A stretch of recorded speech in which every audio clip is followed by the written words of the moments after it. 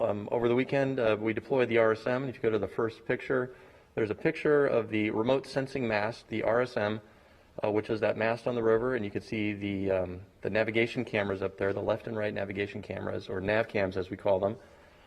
This is another new imaging system that we've developed here specifically for the 2020 mission.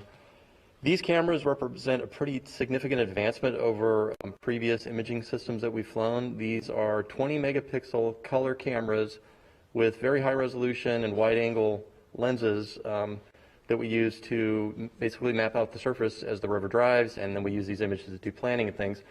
And so the first thing we did after we deployed the mast is we started imaging the surface. So the next slide shows one of our first images from the cameras.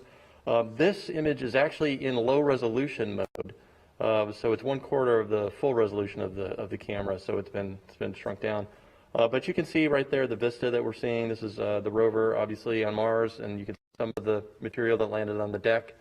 But everything looks in good shape, and so we're using these images to inspect not only the vehicle but the surface around us. The next slide shows the view down towards the surface. You can see the wheels there. This is the same surface you just saw in the EDL cam videos.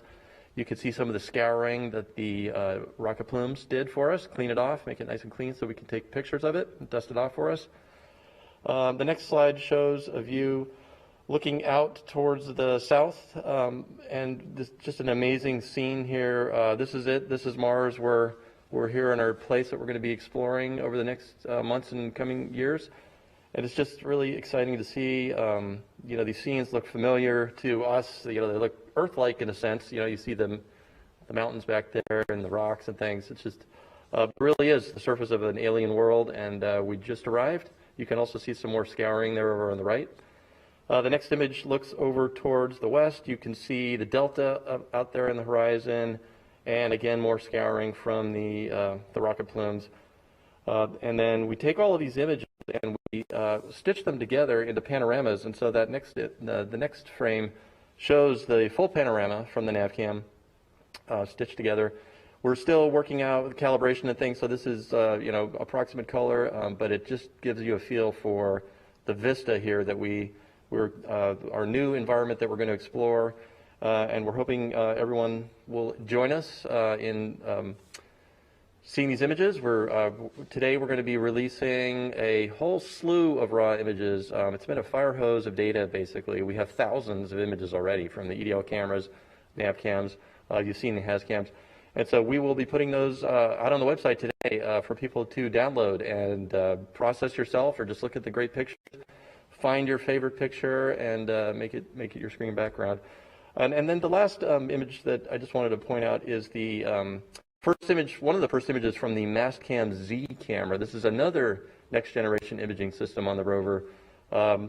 Jim Bell's the PI. I'm the deputy PI for this, working with our industry partners, MS Cubed, down in San Diego.